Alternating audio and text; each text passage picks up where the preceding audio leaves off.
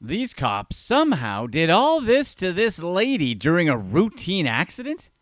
And it turned out she wasn't drinking? This officer didn't make promotions based on merit and actually helped the cops with cheating she wanted to promote. This cop got a DUI. Then she went after the detective. And this cop decided to get excessive with this elderly man. Who else are the worst cops? Let's find out, starting with number 6. This woman was arrested for being drunk, but wasn't drunk. Anne Marie Barnes, a mother of 5, is pursuing legal action against the El Paso Police Department, claiming 2 officers used excessive force during her arrest. Barnes claimed her arrest for suspected drunk driving spiraled out of control when officers allegedly broke her nose and left her battered in front of her 5 children. Barnes was driving home from her daughter's birthday party when her vehicle struck a small tree. According to a police report, officers on the scene suspected intoxication. They said they smelled alcohol and that she was acting overly emotional when getting arrested, which apparently somehow means she's drunk, though later evidence showed she was sober. Barnes was arrested on charges of driving under the influence with children in the car and resisting arrest. However, her attorney, Randall Callanan, argued that officers fabricated these charges to cover up their actions. During the arrest, Barnes said that officers physically restrained and struck her, resulting in severe injuries, including a broken nose and significant bruising. Photographs shared by her attorney showed her face being swollen and pretty bruised, with bloodshot eyes. Medical evaluations confirmed that her injuries required reconstructive surgery. Her vehicle's airbag didn't deploy, undermining any claims that the crash caused her injuries. The police report claimed that Barnes was resisting arrest, with officers needing to use force to subdue her. However, Barnes and her legal team, of course, disputed this narrative, explaining that no sobriety tests were even conducted and that a subsequent blood test cleared her of intoxication. Her lawyer also criticized the officer's actions as being far beyond acceptable procedures, pointing out that one officer allegedly prevented emergency medical personnel from intervening during the altercation. A disciplinary review board, which included community members and law enforcement officials, found Barnes's allegations credible, recommending a suspension for one of the officers involved. Still, her legal team maintains that this response is inadequate, claiming that this is just another example of a broader pattern of leniency toward excessive force within the department. In addition to seeking justice for Barnes, her lawsuit aims to bring a systemic change to the police department. Callanan called for mandatory body cameras for all officers, arguing that such technology would have provided clarity in this case. He also pointed out that El Paso is one of the largest cities in Texas and somehow still doesn't have such a requirement. Although Barnes's charges were initially filed, her DUI case has since been dismissed, and a federal judge has allowed portions of her civil rights lawsuit to proceed. Her claims against the 2 officers, as well as accusations of excessive force within the El Paso Police Department, are now moving through the legal system as of the release of this video. Barnes hopes the lawsuit will push for stronger accountability measures, including mandatory body cameras for all officers and improved training to prevent similar incidents in the future. It's kind of weird that some police departments, especially ones in cities as large as El Paso, don't have body cams already. You'd think the department would be clamoring for these things, since they not only protect officers and the department in a time when police are under a massive amount of scrutiny, but civilians as well. But then again, that would make sense. And it seems like not many things do make sense these days. Number 5. Proof of cheating. Stacy Clarke, Toronto's first black female police superintendent, was demoted after admitting to secretly helping some officers cheat in a promotion process. But her reasoning behind the scheme is what really made everyone's head spin. Clarke confessed to photographing confidential interview questions and sharing them with 6 black officers competing for sergeant positions. She explained this is an attempt to level the playing field, citing her own experiences with racial inequity.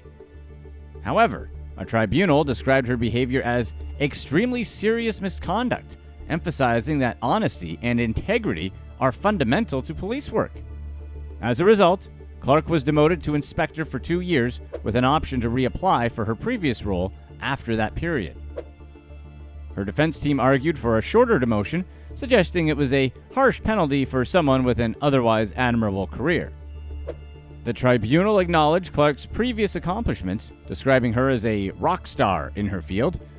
However, the adjudicator said that her actions had damaged public trust in her and the department as a whole. This incident is just another example of broader issues within the force, including the need for greater diversity across all ranks. Toronto Police Chief Myron Demkew acknowledged these changes, saying that the department must work toward more equitable representation while holding leaders to the highest standards. How mad are you about this? Let us know what you think in the comments below. Number 4. Wrongful Arrest. Jennifer Heath Box, a 50-year-old from Houston, Texas, endured 3 days of what she described as degrading treatment in a Florida jail. The ordeal began when she was mistakenly arrested while returning from a family cruise, all due to a glaring error that could have easily been avoided. Jennifer had just finished celebrating her brother's cancer recovery on a week-long cruise with stops in the Bahamas, Jamaica, and Haiti. But as she disembarked in Fort Lauderdale, a routine ID scan flagged her for an outstanding warrant from Texas. Surrounded by security and police, she was arrested in full view of others, accused of felony child endangerment. Jennifer, who was obviously upset, immediately pointed out the discrepancies. The wanted individual was a different age, height, and even skin tone, all pretty obvious things. But the arresting officer, Deputy Peter Peraza, focused only on a photo attached to the warrant, dismissing these obvious differences. Even when a detention deputy later found no record of her in the system, Peraza insisted she was the person on the warrant, relying entirely on that single image. Jennifer described her time in jail as humiliating and dehumanizing. She was strip-searched, shackled, and left in a freezing cell with only a thin uniform. Guards wore heavy clothing while she and her cellmate huddled together for warmth. Meanwhile, she missed Christmas with her son, who was deploying for 3 years with the military. After 3 days, officials finally acknowledged their mistake. Authorities in Texas confirmed the warrant didn't match her fingerprints, revealing that the photo attached to the warrant had been incorrect. Yet Jennifer was told her ordeal was just a case of mistakes happen. No apology was offered, and the arresting officer faced no repercussions.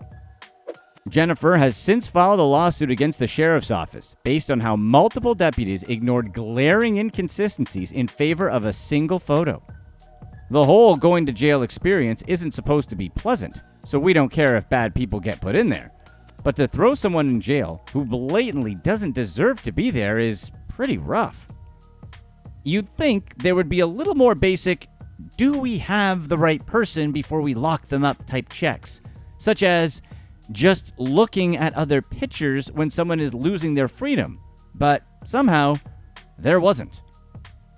Hopefully Jennifer wins her lawsuit and blatant and willful mistakes like this are completely gone. Number 3, the Predator Cop. Former NYPD officer Christopher Terranova is facing federal charges over some pretty creepy alleged misconduct involving minors. The 34-year-old has been accused of using his position to gain access to private information and initiating inappropriate contact with underage individuals. These allegations, if proven, point to a terrible misuse of power. Prosecutors claimed Terranova used a police database to locate the contact information of a 15-year-old robbery victim. Under the pretense of checking in with the kid, he allegedly initiated some very inappropriate conversations where he sent pictures of himself and tried to get the kid to reciprocate. In another case, authorities accused him of using personal connections to target another minor he knew through a family acquaintance. Investigators allege that he escalated these interactions over time, crossing some boundaries that have led to his arrest. In addition to these allegations, prosecutors say further evidence connects Terranova to additional instances of misconduct. Documents filed in court describe a pattern of calculated behavior, including maintaining personal records about one of his alleged victims. Prosecutors have accused him of taking deliberate steps to remain close to the individual, including literally buying a second property near their house. Federal agents uncovered materials at Terranova's home that they claim support the allegations. This evidence, according to prosecutors, has raised concerns about the possibility of additional victims. Authorities argue that these actions demonstrate a repeated disregard for boundaries and trust. Terranova was initially arrested on state charges, but was later rearrested after further investigation led to federal indictments. As of the release of this video, he remains in custody at a detention center in Brooklyn while awaiting trial. His legal team, of course, denies all allegations and has filed motions to dismiss certain charges, arguing that they fall outside federal jurisdiction. However, the court has rejected these arguments, allowing the case to proceed. Efforts to separate the charges into individual trials were also denied, with the court ruling that the allegations were closely related and should be handled together. Protective orders have been issued to safeguard the identities of the alleged victims, and further hearings are scheduled to address remaining motions and set a trial date. And with the amount of evidence piling up, Terranova has to be pretty nervous. Cops already don't do well in prison, and ones who get put in for what he did get treated even worse. We can't say we really feel bad about it if what they're saying about Terranova is true. Number 2, the wild cop. Carmen Johnson, a former police officer from Portsmouth, Virginia, found herself in legal trouble after being caught driving over 100 miles per hour. What started as a routine traffic stop quickly turned into an out-of-control arrest that ultimately ended her career. The situation went down when Johnson sped past 4 police vehicles that were already stopped with their lights on, managing an unrelated traffic stop. Clocked at over 100 miles per hour, she was pulled over shortly after. Officers noticed some signs of impairment, including glassy eyes, the smell of alcohol, and a blood alcohol content of 0.09, which is just over the legal limit. As officers attempted to detain her, Johnson's behavior escalated. She allegedly kicked one of the officers and made remarks involving race. The officer later testified that the kick occurred during her arrest, adding to the already tense situation. Johnson was convicted of reckless driving, DUI, and failing to yield to an emergency vehicle. Her penalties included a suspended license, a $650 fine, and 10 days in jail. Relatively light consequences given the circumstances. At the time of her arrest, Johnson was an active officer with the Portsmouth Police Department. Following the incident, she was reassigned to an administrative role before eventually leaving the department. Although Johnson's blood alcohol level was barely over the legal limit, her erratic behavior makes us wonder if maybe there were some other substances at play, since different medications interact with alcohol in some pretty significant ways. Being barely over the legal limit typically doesn't make people act that out of control where they're kicking cops, right? Regardless, even though it seems like she wasn't drinking excessively, driving under the influence these days is unacceptable, especially when things like Lyft and Uber are so readily available. She's lucky no one was hurt. Number 1. Elderly excessive force. Leach Vu, a 74-year-old man from Oklahoma City, was left with severe injuries after a routine traffic stop turned into a weirdly intense confrontation. The body camera footage revealed an encounter that should have been pretty calm, but quickly spiraled out of control, leaving Vu in the hospital. The situation exploded after a minor traffic collision where Vu and another driver were issued tickets for improper U-turns. When the officer asked Vu to sign his citation, he refused, insisting that he didn't commit a violation. The disagreement escalated as Vu argued about the fairness of the ticket.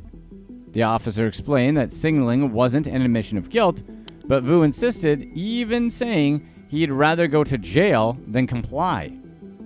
As the argument continued, a second woman arrived, identifying herself as Vu's wife and also disputing the citation. During the exchange, Vu raised his fingers to his lips, seemingly gesturing for the officer to stop talking. This apparently irritated the officer, so he grabbed Vu's arm, forced him to the ground, and handcuffed him. The body camera footage shows Vu lying on his stomach with his arms restrained while the officer called for medical assistance. Sadly, Vu sustained severe injuries, including a skull fracture and a neck injury, which required hospitalization and surgery for brain injuries. He also lost consciousness during the incident and now struggles with memory loss, relying on medical equipment for basic functions such as swallowing. His family, understandably, is outraged, calling the use of force unnecessary, particularly given Vu's age and health concerns, which included bone cancer. As of the release of this video, the Oklahoma City Police Department has said that the incident is under investigation and that it's committed to transparency. However, members of the Vietnamese community, including Tuan Nguyen, a local advocate, have raised concerns about implicit bias and how officers interact with marginalized groups. Nguyen also discussed the need for his community to better understand how to de-escalate interactions with law enforcement to avoid similar outcomes. The fact that the officer lost his temper over something as minor as being shushed is ridiculous. Sure, Vu wasn't exactly helping by arguing so much, and let's be real, no one likes being shushed. It's extremely condescending, and Vu probably meant it that way since he was upset too.